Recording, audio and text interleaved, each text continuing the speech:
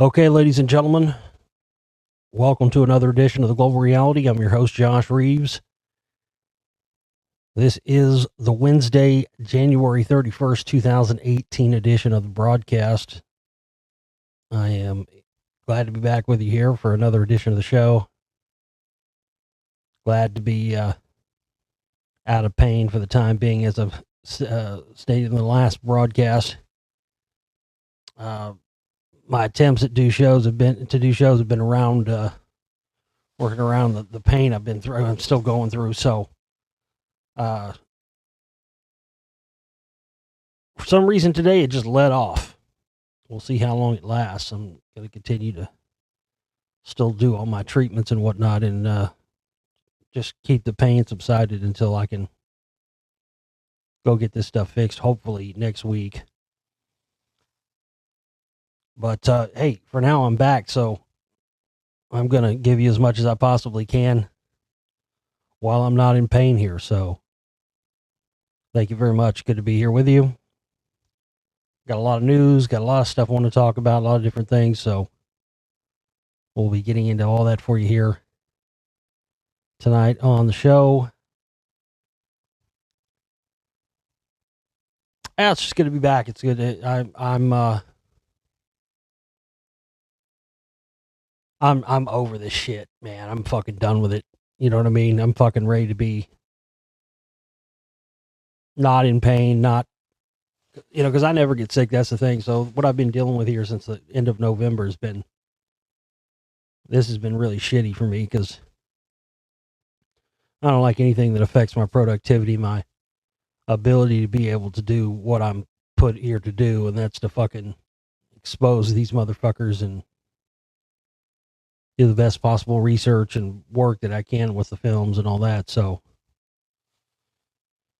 so bear with me. It's, like I said in previous broadcasts, I may not be as rapid fire or as intense on energy as I have been in the past for a while. So, I'm just going to give you the best I can give you while I have the ability to do that here. So that's what that's what I'm doing here tonight. I literally had like 2 or 3 hours straight. I didn't have any pain. I went, oh shit, I got to jump all over this. So here I am. Yes, indeed. Hope you all are doing well out there. God, so much I want to talk about. And I think of stuff all the time, and then I forget about it, or sometimes I think about stuff I want to talk about, and by the time I get around to being able to talk about it, it's like it's not relevant anymore. So, yeah, lots of crazy shit, lots of weird stuff, lots of stuff that I'm blown away lately how much stuff I look at the news is stuff. Almost everything now is stuff that I said years ago was coming. It boggles even my mind. I mean, you would think that, if you're able to, through research and through looking at all these connections and how these different groups connect to one another, and how far back that history goes, and how we like to think stuff has changed so much from 30, 40, 50 years ago in so many ways, especially in terms of the power structure and how things are controlled. I mean, very little has changed as far as that goes, except for the worst. But a lot of these same agendas and whatnot have been around for decades, and they just use different tools, and I mean that term with multiple meanings. They use tools like Obama and Trump and different people like that at different times. They just use different tools to sell it to you and to achieve that agenda. But again, as I've been saying here for over 10 years now, look, if you haven't figured out this phony left-right bullshit yet, I mean, I got nothing for you. People that still willfully buy into that horse shit, man, ugh.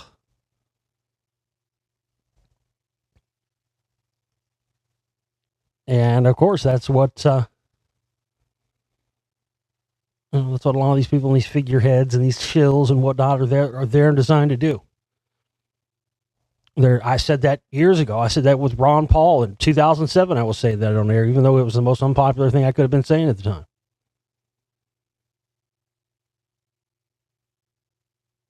People who have figured out the bullshit left-right paradigm, they don't like that. The establishment does not like that one bit. And so they use these different, candidates and people that they try to drag people kicking and screaming back into that phony paradigm again. And certainly they did that a lot with Trump. So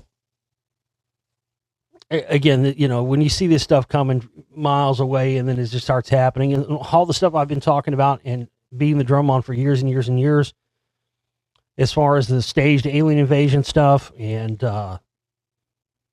the propagated asteroid problem, in order to, just like Wernher von Braun talked about in the final years of his life, first the threat would be communism, then terrorism, third world crazies, and then asteroids, and then the final card, when all that didn't work, would be a staged alien invasion where they would tell us that these non-hostile aliens that they've known about for quite some time that actually want to come here and help us are a threat, and we have to weaponize space first in order to fight off the asteroids, and then to fight off the extraterrestrials. You got to look at this, man. These people that run the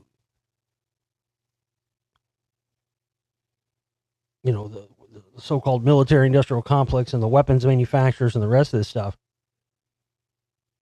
Again, it's just like when Obama was people. Who do you think? Man, these guys love every time there's somebody in office that's screaming about gun control. They love it. The weapons manufacturers love it. It's the best thing for them. Especially when you don't have a war going on. And these guys are going to get their military budget spending one way or the other. And that's what all of the, all the stuff with North Korea threat and, just like they've done for decades with Iran. I mean, they've been telling us every other fucking week for 30 fucking years that we're going to war with Iran next week. The old wars and rumors of wars thing, The next best thing to a war is the rumor of a war. Because you can still get your defense spending budgets and weapons budgets up if there is a perceived threat. It doesn't have to be a real threat, but a perceived threat that you can make people believe is indeed something they need to be worried about. But eventually, they're going to run out of people and countries and install dictators and places to do that to, as they are now, and people are not buying into that. Again, the main thing for the future is going to be, because eventually, you run out of wars. That's the way these people are looking at this. Eventually, you run out of wars, you run out of places to conquer, and once you have a global power structure, what else is there? What else is there to do? What else how do we keep, the old conundrum of how do you keep your military budgets? You can't have a utopia and still have high military budgets. It can't exist. The only way you can have your so-called, and I don't mean a utopia for us, I mean their utopia, which is total control, total enslavement, all that stuff.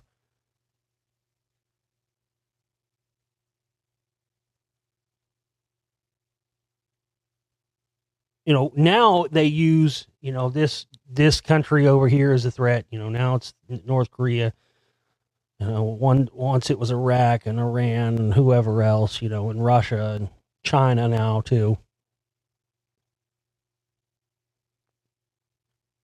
But if you've got this global power structure, then you have to have a perceived threat to that that has to be perceived as ongoing in order to keep that spending and all that stuff gone once you have achieved your global domination strategy. So, what are two threats that you can think of that could be sold to humanity as ongoing constant threats that we constantly have to be budgeted and have technology and everything else ready for, and weapon asteroids and extraterrestrials.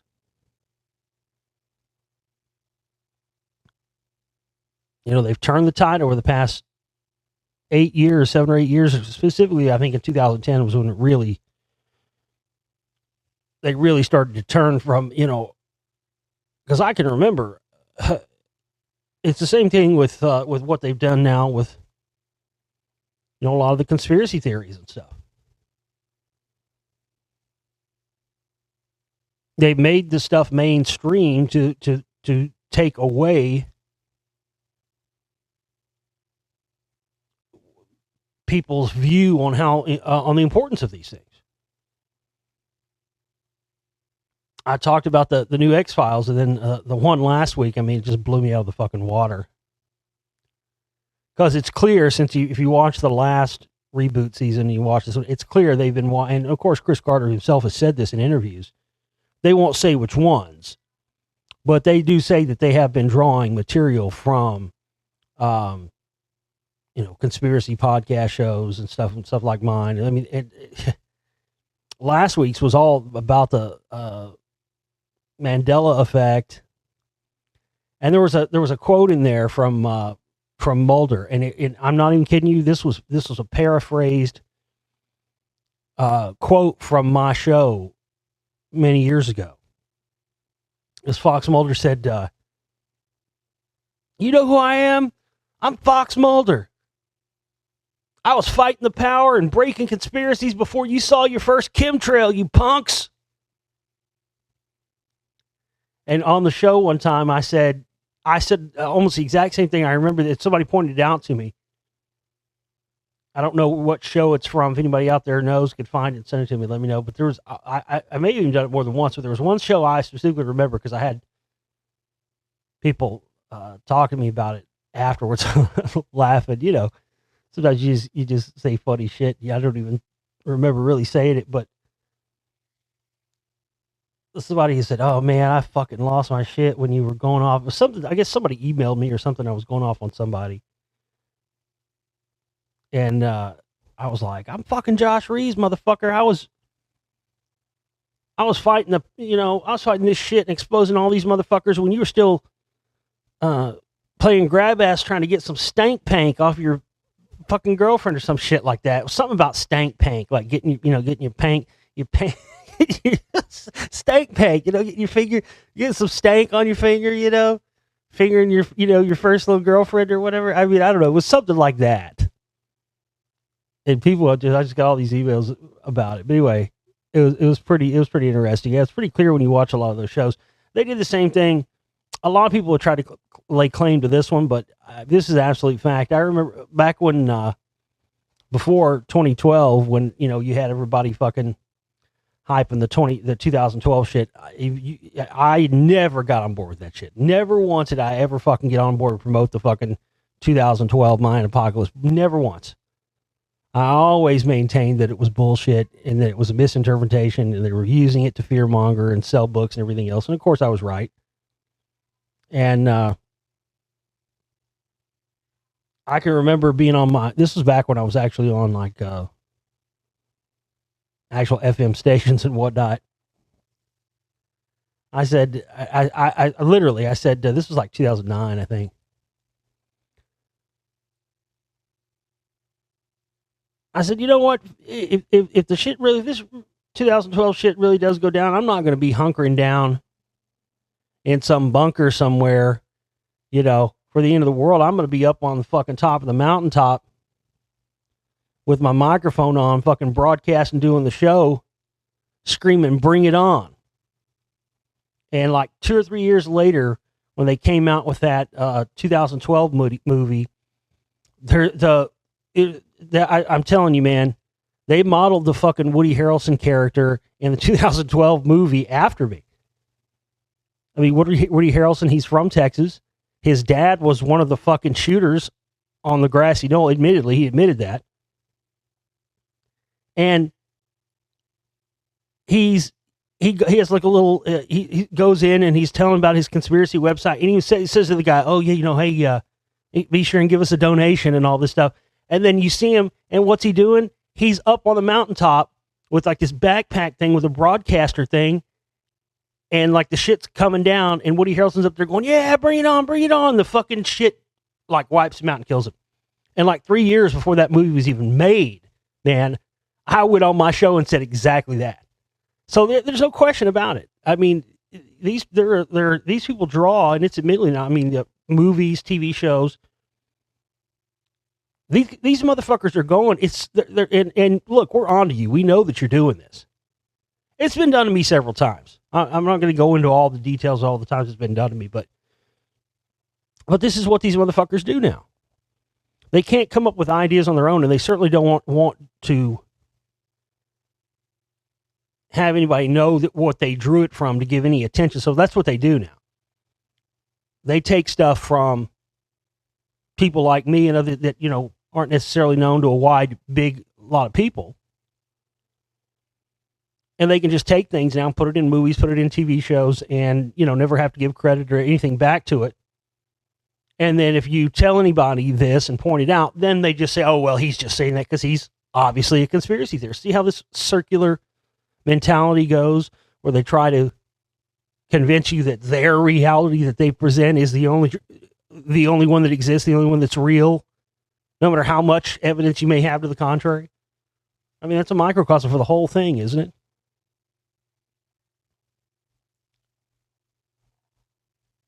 It's just unbelievable.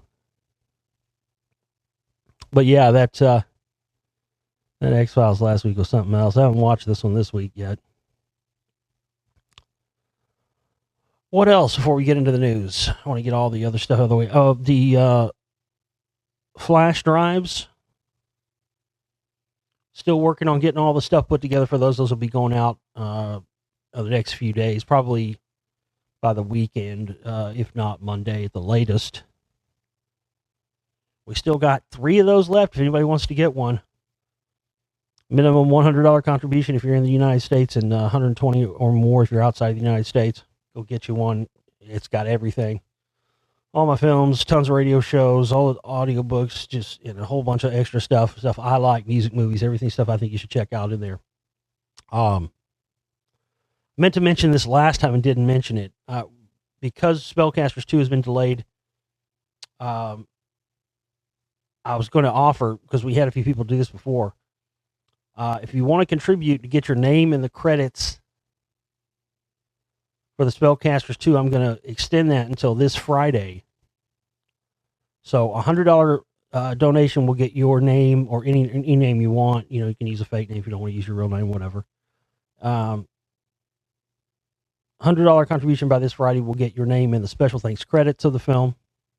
A $500 contribution will get your name in the co-producer credits of the film, and a $1,000 contribution will get your name in the co-executive producer credits in the film, The Spellcasters Volume 2. So until Friday, if you want to do that, please contact me, globalrealityshow@gmail.com, or just contribute that amount and put a little note in there that says this is for the whatever credit you want. $100 for the special thanks credit, $500 for co-producer credit, and $1,000 contribution for a co-executive producer credit in the film Spellcasters Volume 2.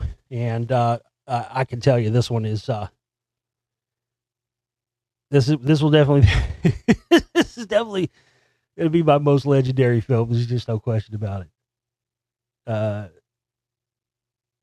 They're going to have to really, really suppress this one, I think.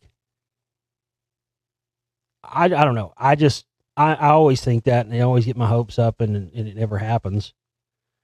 I think with every film I make that this is going to be the one that sells a lot, you know. But this one, I mean, I think once word gets out about this thing, it's going to be something else, really. This is our fundraising week for the show.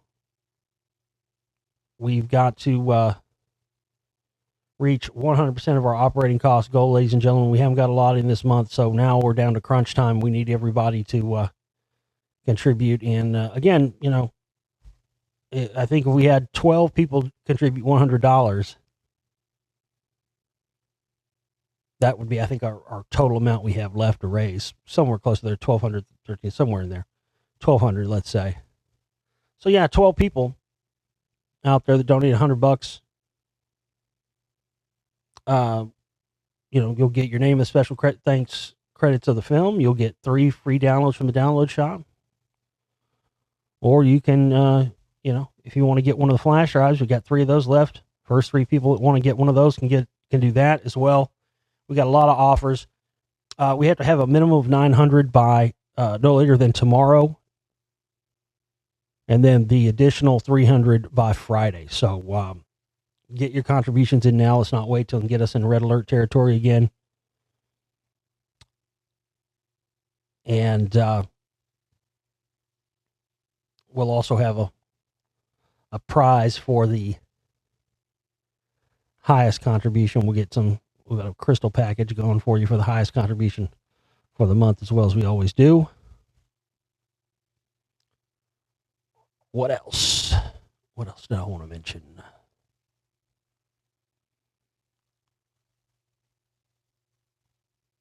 Like I said, that's I guess that's pretty much it. Well, as I said in the last show,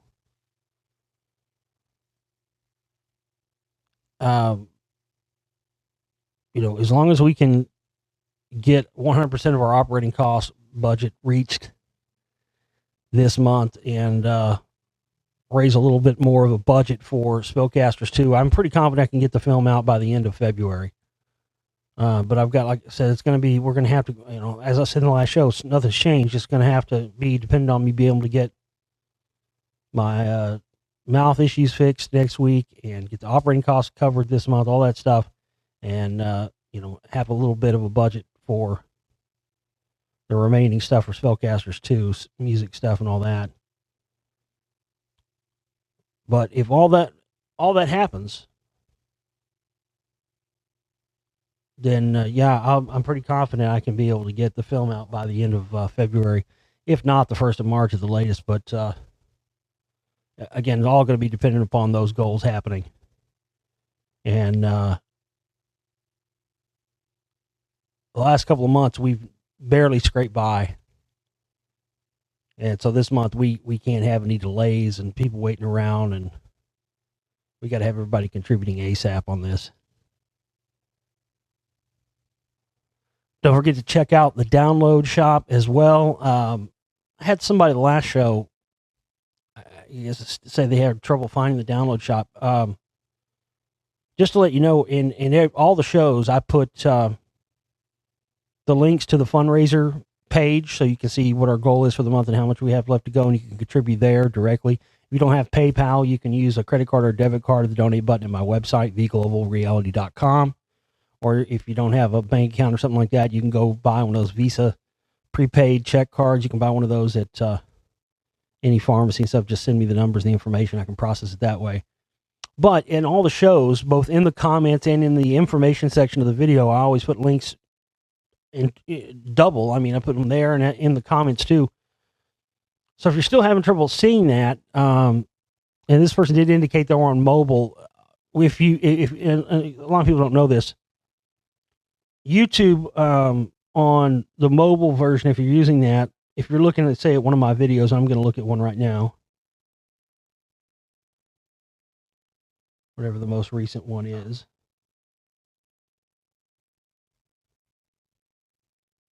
Now, I'm looking at this right here, right now, and I don't see any information that has the links or anything else. It just has the name of the show, my name, and all that. Thumbs up, thumbs down, share, download. Okay, so if you're looking at that, to the right of where it says, and this is the last show I did, so it's Josh Reeves-1-31-18 full show. to the right of that, there's an arrow, like a arrow or a triangle pointing downwards. Okay, if you click on that, it'll open up another window there that says publish on January 23rd, 2018. Then that has the links to the fundraiser and to the download shop. Also, I'm noticing too that you don't see the comments. What you have to do if you want to see the comments on the video, you'll see what I just told you, the little window that opens up, has my name, all that stuff. Then you'll start seeing a bunch of other videos below that. What you have to do is scroll all the way through those videos till you get to the bottom. And when you get to the bottom, you'll see the comment section.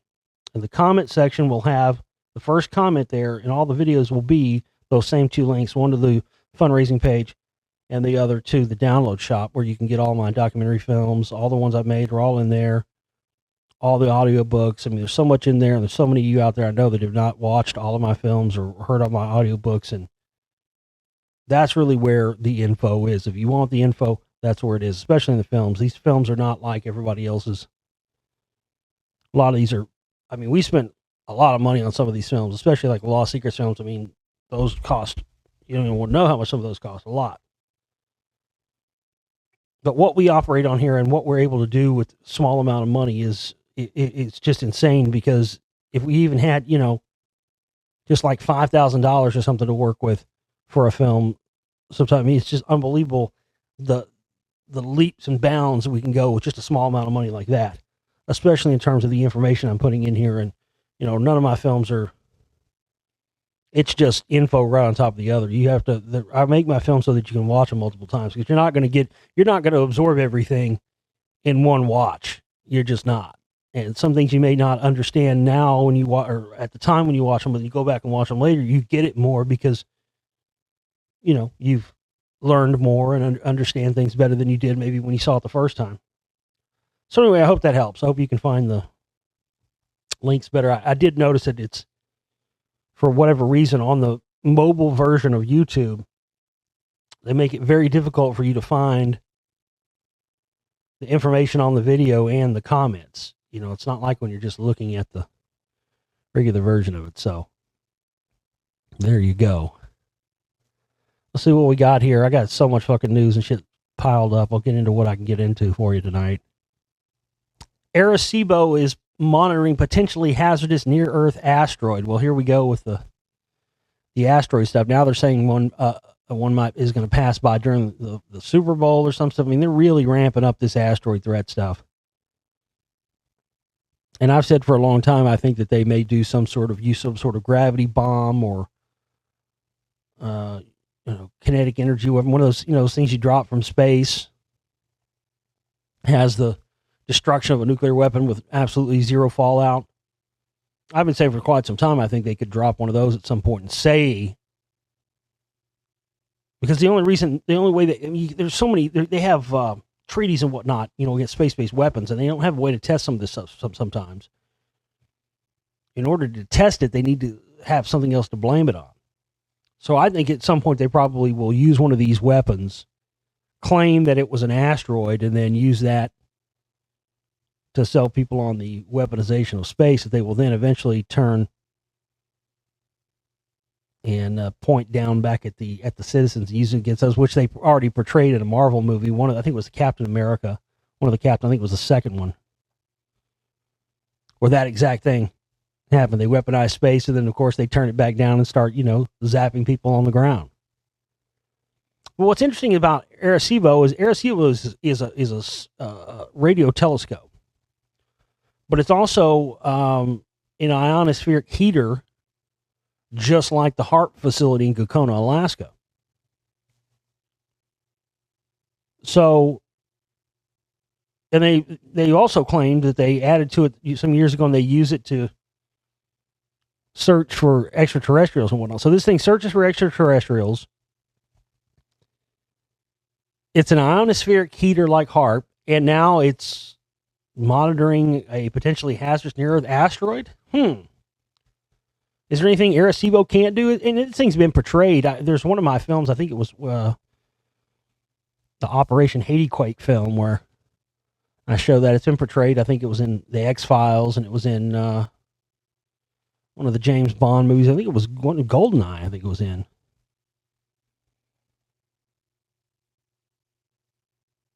But they're really starting to ramp up, and of course, there's also the UFO sightings and stuff around the world have increased. Interesting, the UFO phenomenon now, because the stuff that we're seeing now, and it's been being seen in recent history. It's interesting that it's very different. This stuff looks very different from stuff that's been cited and videoed and whatnot in the past. And it made me think about, whether or not you believe it's true, whether it isn't, nobody really knows for sure. But some of the stuff that's been talked about with, like, the Project Bluebeam stuff, and how, they would use these space-based satellites to create these holograms and, the phony rapture and all that stuff. But before they did that, the UFO sightings around the world would be going through the roof as they were testing this, holographic satellite technology and stuff. And I think a lot of the stuff that's been seen in recent times, to me anyway, looks like that. I mean, it looks like it's, holographic projection stuff that's being tested, and, they're trying to acclimate people to this stuff. But again, make no mistake about it. The agenda is to keep their system perpetuating itself indefinitely. And, they've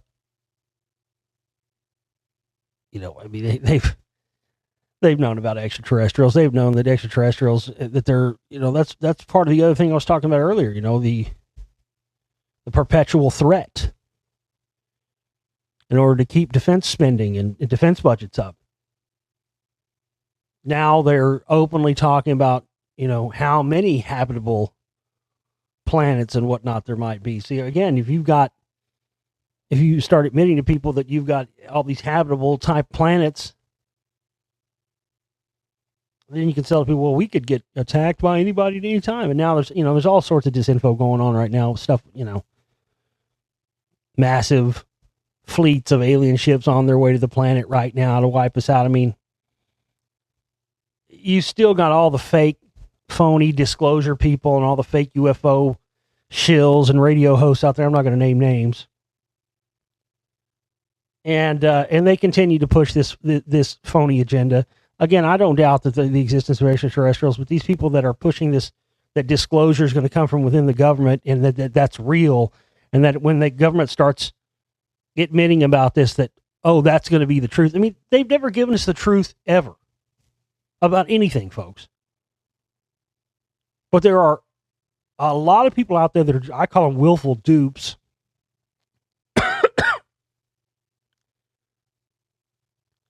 that as soon as they start admitting to this stuff, all they're going to do is be lost in their own ego, saying, we told you so, and just falling for the same. There are a lot of people out there, I'll be honest with you, they're a part of the agenda. They're a part of pushing this stuff. They have no interest in the truth. They only have an interest in making the general public believe in the existence of extraterrestrials, whether they are or not, in order to further sell the master plan agenda, which, as I've told you in my films, 100% involves Scientology. If you watch Spellcasters 1.5, there's a huge, huge piece of evidence in that I found from an old TV show.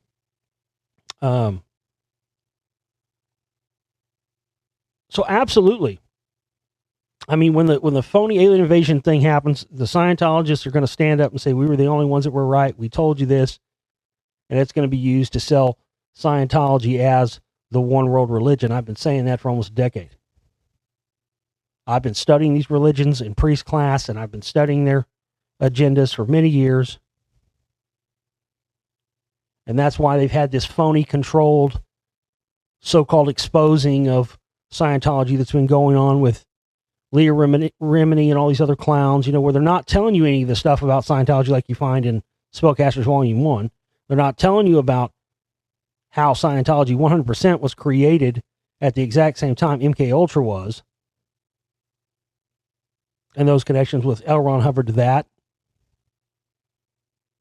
I mean, they just focus on, oh, they split our family up.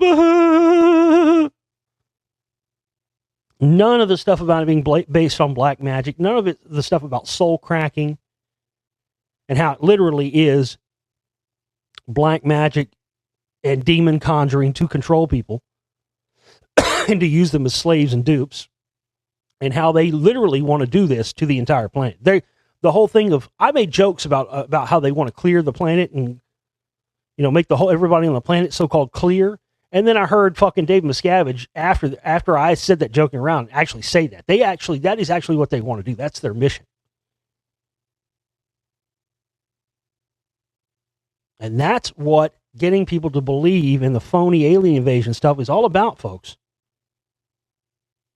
It's not just about the space-based weapons and the achieving of global governance and the rest of that. Everybody's talked for years about the one world monetary system or the one world government, and they forget that the one world religion thing is also a part of that.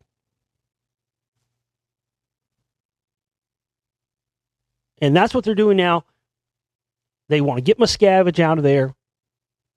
They want to claim they cleaned house and got all the baddies out of Scientology.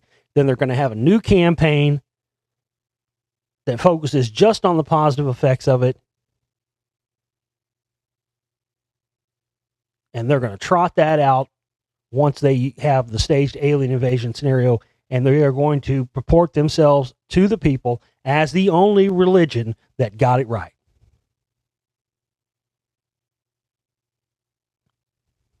And it's coming.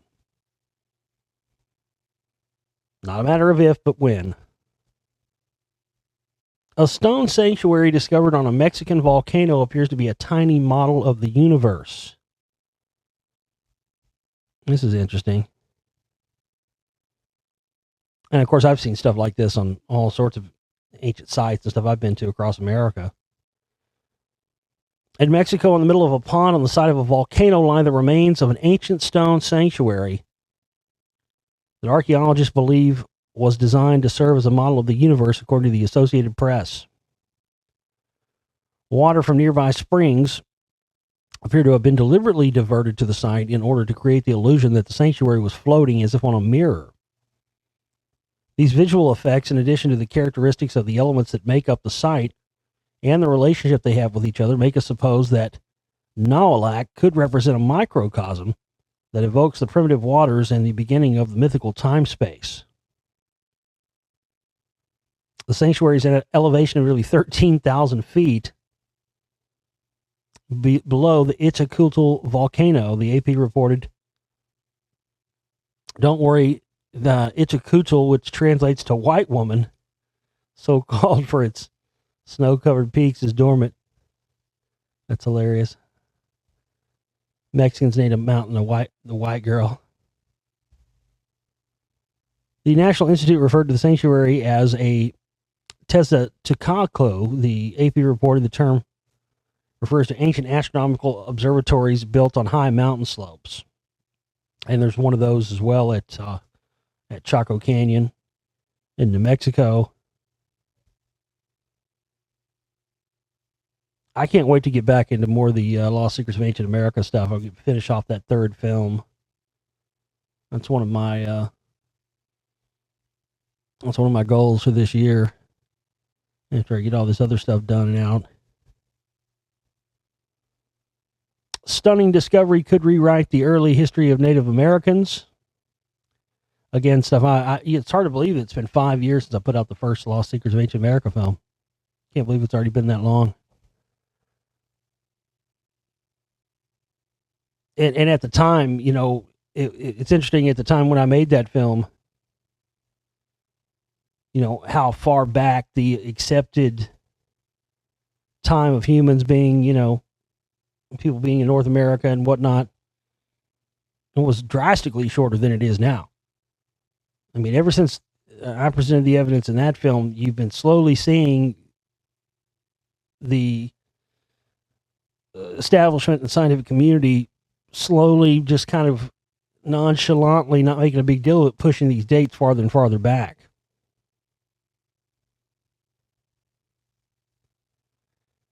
The long buried remains of an infant girl are helping to rewind what archaeologists know about the initial migration of humans to North America.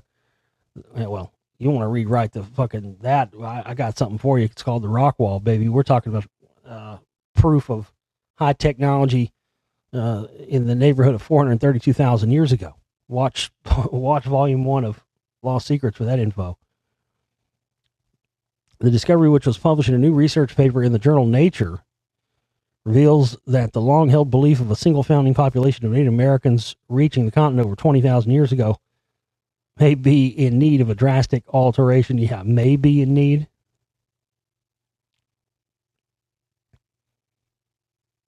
That's the understatement of the fucking year. What else we got?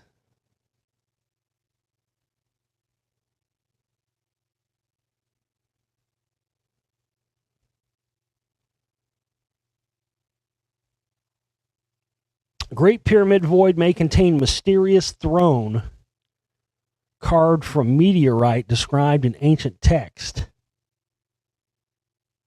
I wonder if it's carved from Libyan desert glass. Ever since archaeologists revealed in November 2017 that one of the Great Pyramids of Giza contained a void potentially more than 100 feet long, the question of what exactly lies inside it has tantalized scientists and the public alike. Now, one expert has put forth a hypothesis addressing the mystery.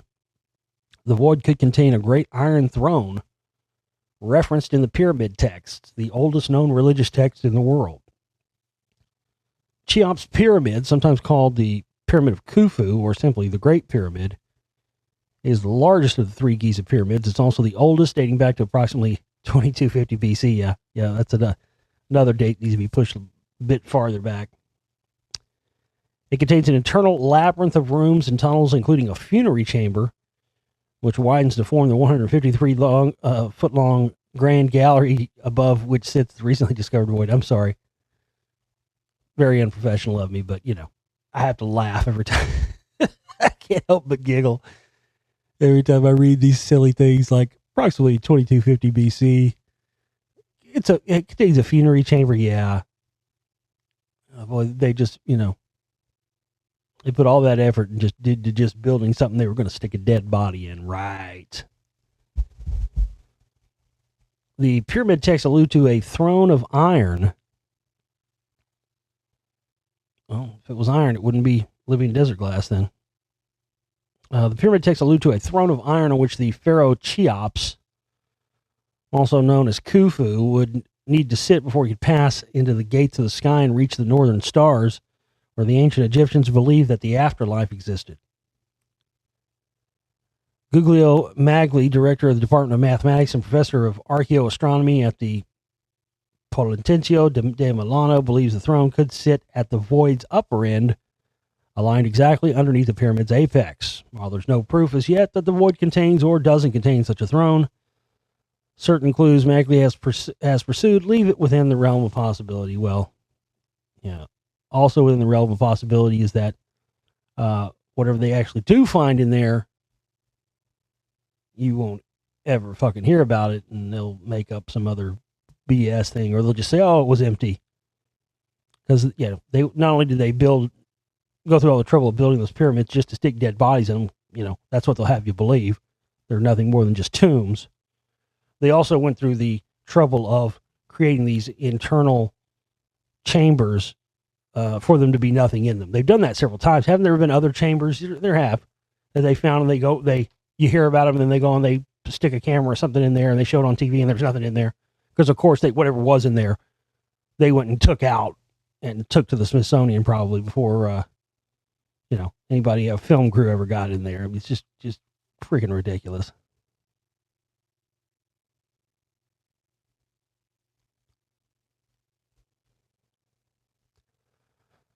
Oh, lots of earthquakes happening recently. I don't know if you guys remember this. I guess I don't remember when it was, a year or two ago. I mentioned how it seemed like a lot of the big celebrities in California were kind of quietly selling their big mansions and stuff there, and kind of quietly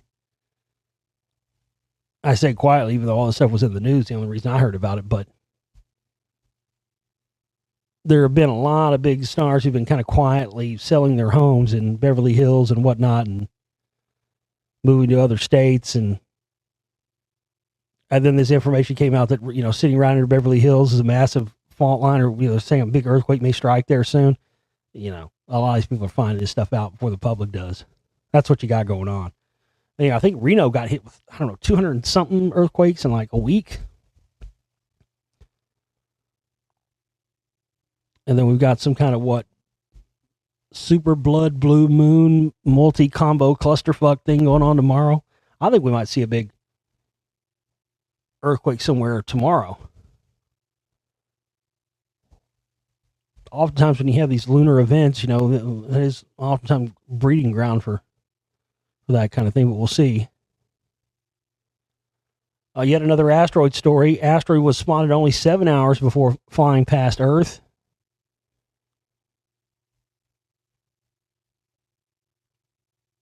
Even just, in the past decade, you've had stuff like the UN governmental panel on near-Earth objects and space rocks flying without a real purpose through space could one day wreak havoc on Earth, but that's hardly something you need to be worried about. Some of these asteroids, let me just stop right there. First off, anytime an article, especially something from like the New York Post, which this is, or, or the government themselves, or a statement or whatever, anytime they tell you to don't panic and don't worry about anything, that's when you need to worry. When they tell you to freak out and shit yourself and all that, that's when you need to calm down and not worry about it and be cool.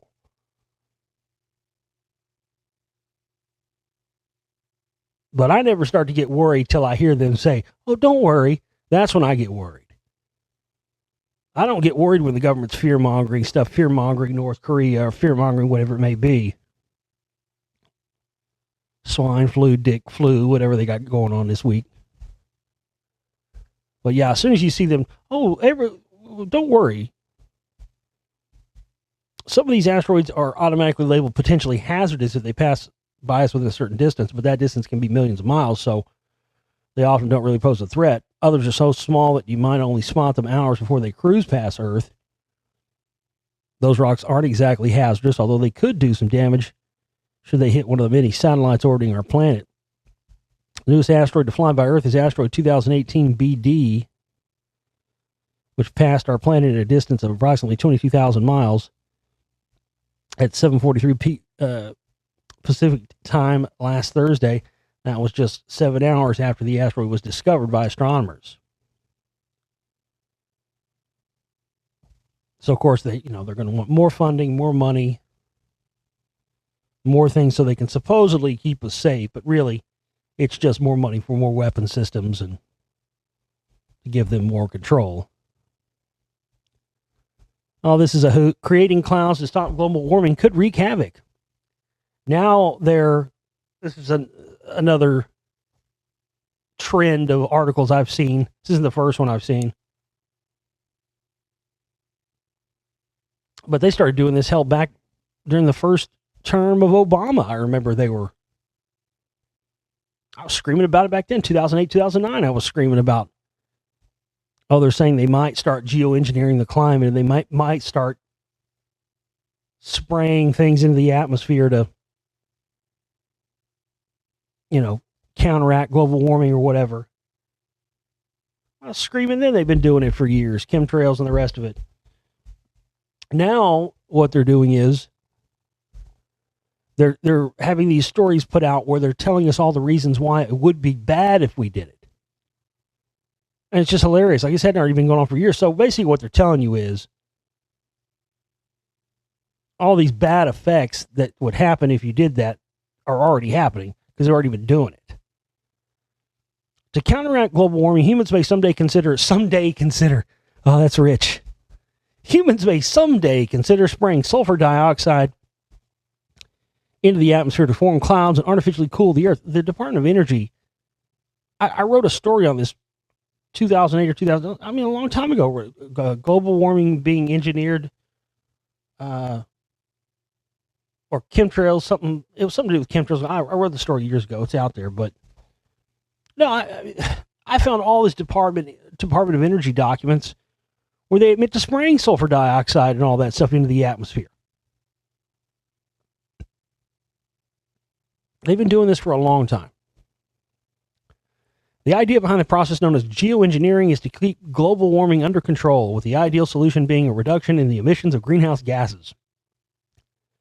However, suddenly stopping that spraying would have a devastating global impact on animals and plants, potentially even leading to extinction.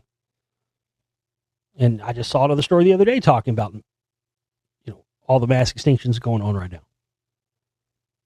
According to the first study of the potential biological impacts of climate intervention, rapid warming after stopping geoengineering would be a huge threat to the natural environment and biodiversity. So basically, if geoengineering ever stopped abruptly, it would be devastating.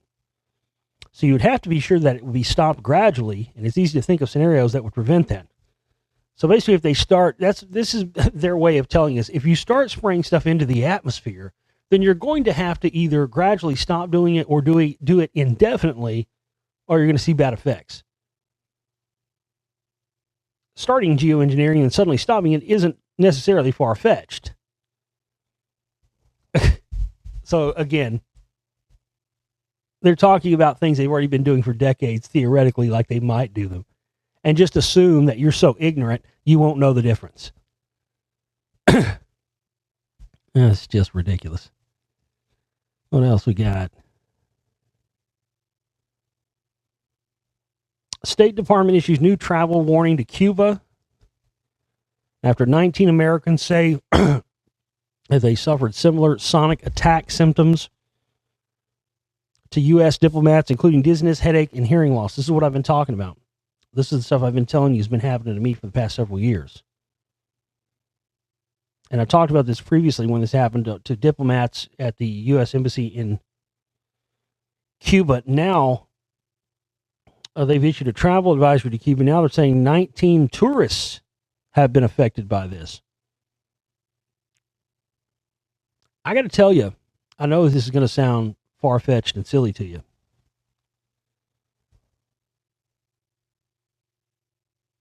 I think there's a connection to this with the whole Tupac thing. Really do. Because just over the past year, we've had I talked about this, we had all of a sudden, all these documentaries and TV shows and whatnot coming out. We had the movie come out. You've had people coming out with all these new narratives 20-something years later, all of a sudden. There's a video of him dancing with Madonna a couple of years ago. It was her birthday and she went to Cuba. They were really good friends. He was doing her. And you clearly see a guy that looks like an aged Tupac dancing inside of a fucking club with Madonna. It was shot by somebody outside. It was like a closed thing, but somebody outside got video. You clearly see it. There's a dude that looks just like Tupac. Plus his aunt that was in the Black Panthers has been in Cuba for years. And all of a sudden, there are people who've been going to Cuba. I've seen it on YouTube. There are people who've been going down there looking for him. I'm trying to figure out what would be the benefit of this. I don't think this is the Cuban government or anybody like that doing it. I think this is 100% the CIA.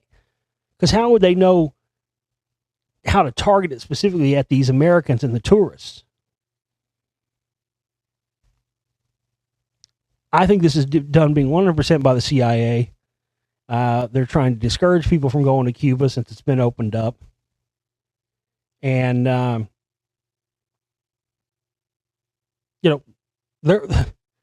who has those type of weapons? The Defense Department, Department of Defense, the CIA, they're the one that specialize in those weapons. I just don't see, there's no upside or upshot to the Cuban government doing this randomly to tourists who are coming there to spend money. But I definitely see it more as something to dissuade people and then, of course, allow them now, as they've done, to issue this travel warning. Yeah, it's crazy. They're bringing up, now here's a story too. Tupac rape accuser Ariana Johnson publicly recalls for the first time the night rapper and his entourage ripped off her clothes and forced her into group sex, even though it came out in court that there was never any evidence that she was raped. There was never any DNA evidence or anything found on her. We know this whole thing was set up by that fucking Haitian Jack guy. But of course now, why are they bringing this up now? Well, they're bringing it up now because all the sexual abuse stuff going on, the Hollywood stuff now. Now they're trying to drag a guy who's been dead, supposedly, for over 20 years. And even if he is dead or isn't, like I don't believe he is, but either way, they're taking a guy's reputation and attaching it to the current mentality of everybody, you know, being after anybody who may or may not have done something wrong. And, of course, that was the whole reason why he faked his death in the first place, was to get out of that phony rape charge they were trying to put on him, because they were going to, you know, send him back to prison. Even Suge Knight himself said Tupac would fake his own death before he ever went back to prison. He said that word. He said that multiple times. And they know full well he's alive, and they're trying to do this, continue to do this stuff, and they're trying to draw him out. That's the whole thing. But again, it's the timing of this stuff. Why now? Why would you bring this up and talk about this stuff now? The guy's been dead for 12 or 20 years. That happened over 20 years ago. But yet you bring this old charge up of him somehow being Tupac somehow being a rapist up 20-something years later, conveniently right now at this time.